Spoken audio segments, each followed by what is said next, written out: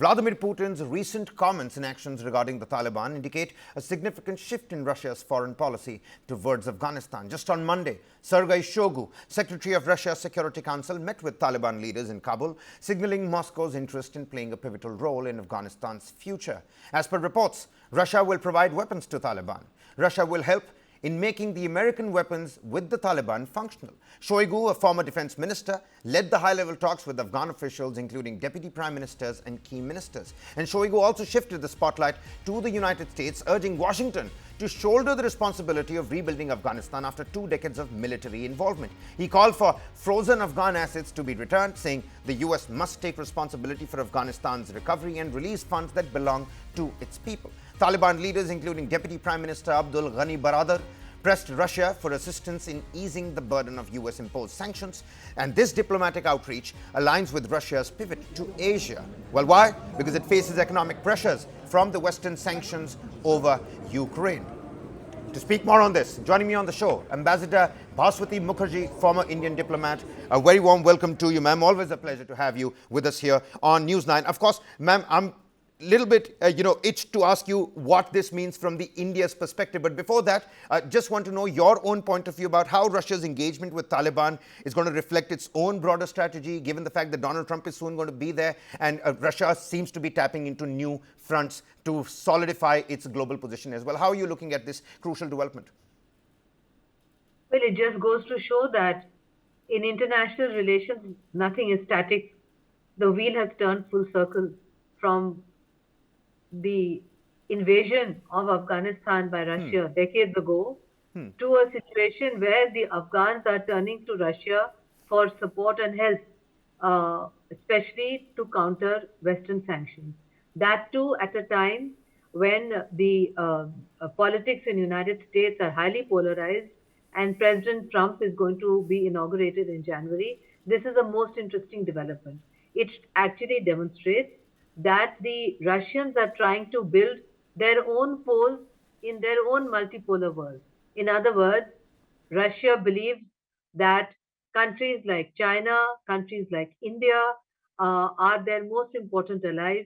And in turning to Afghanistan, in a way, they are cold shouldering Pakistan because the present Taliban government, which initially began with the strong support of the then Pakistan government, has now many, many problems with the Pakistani government and has actually moved away from Pakistan and has also made diplomatic overtures to India.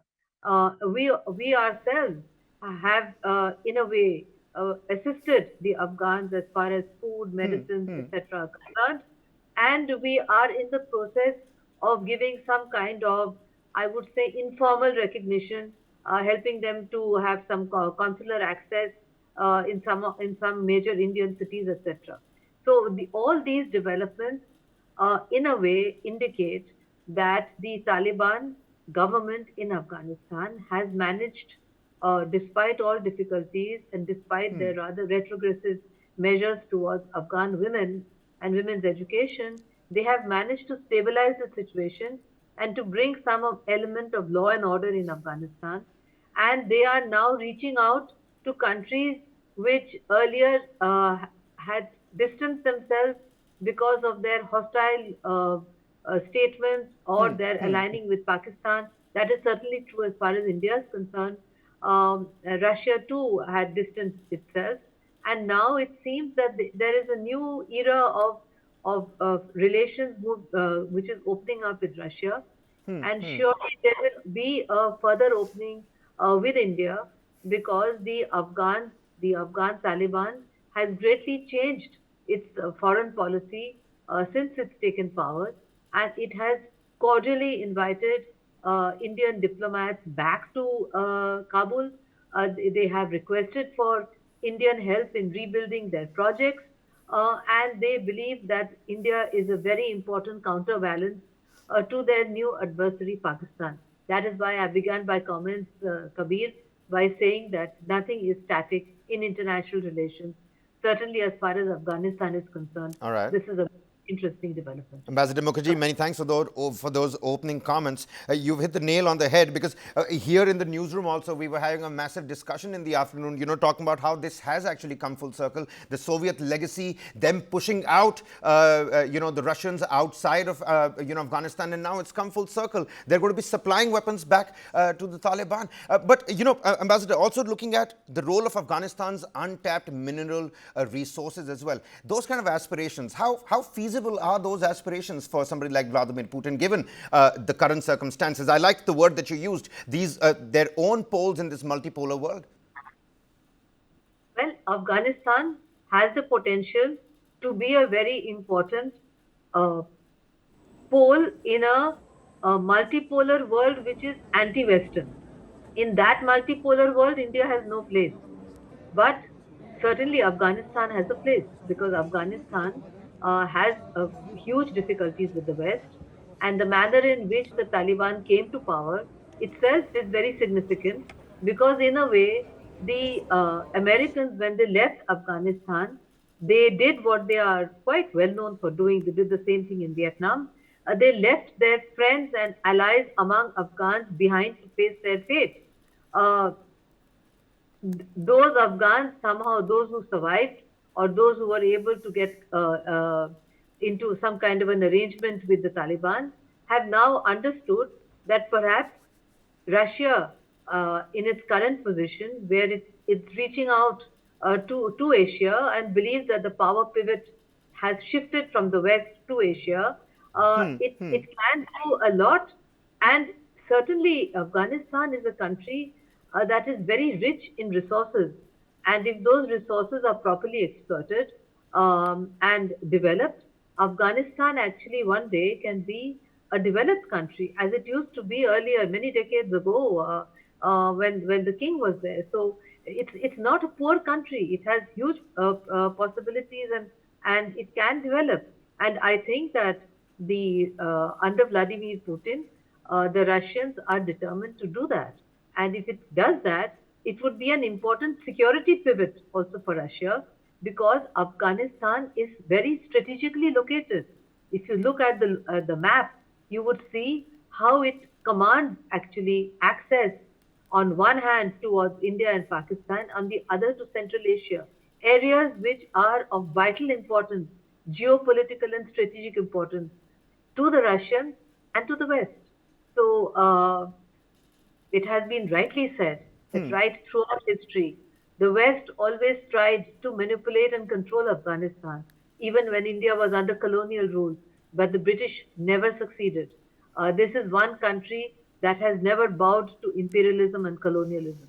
So it will be very, very interesting to see how the new Afghan-Russia friendship uh, plays out in the weeks and months to come. You're absolutely right. And you know what, Ambassador? There is a blockchain that seems to be appearing as well. China, earlier in the month of October, said that they're going to be offering Taliban tariff-free access to its vast construction, energy, and consumer sectors. They dropped their name, from that terrorist nations list. And of course, it seems like Russia is playing the small brother here to China. But, again, coming from India's perspective, how should India now view Russia's increasing closeness with the Taliban?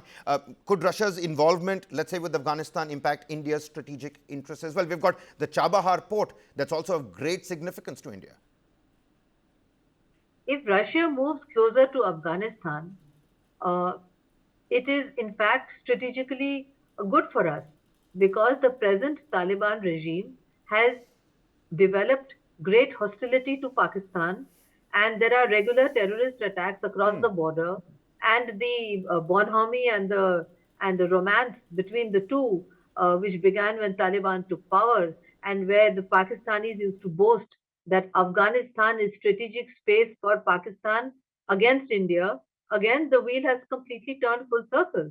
Afghanistan is strategic space, in fact, for countries like India, if we want to take on Pakistan with hostile Afghanistan breathing down the neck of Pakistan is of huge strategic importance to us.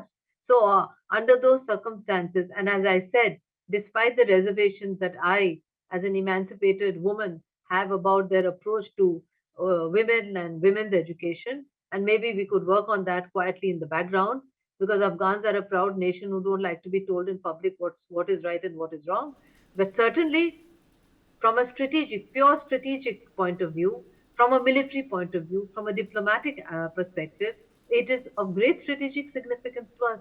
And the kind of social issues that one could have, including with the Russians, because uh, these are not issues which in Russian women have a completely equal role in Russian society, right from the time of the Russian Revolution. But these are issues which perhaps can be sorted out separately. But from a strategic perspective, if the Russians move closer to Afghanistan, it's good for India. And in fact, the Taliban are All right. separately reaching out to India. And we are actually in the process of trying to work out how to move this initiative on their part towards situation where we can have much greater trade, etc. We've already worked out an arrangement with regard to consular access for the Afghans and to resume, for instance, the student visas, Afghans coming to India for medical tourism, all That's right. that is still being worked out as we speak. And we have some diplomatic presence in Afghanistan right from almost a few months after the Taliban took over, and that presence is being strengthened.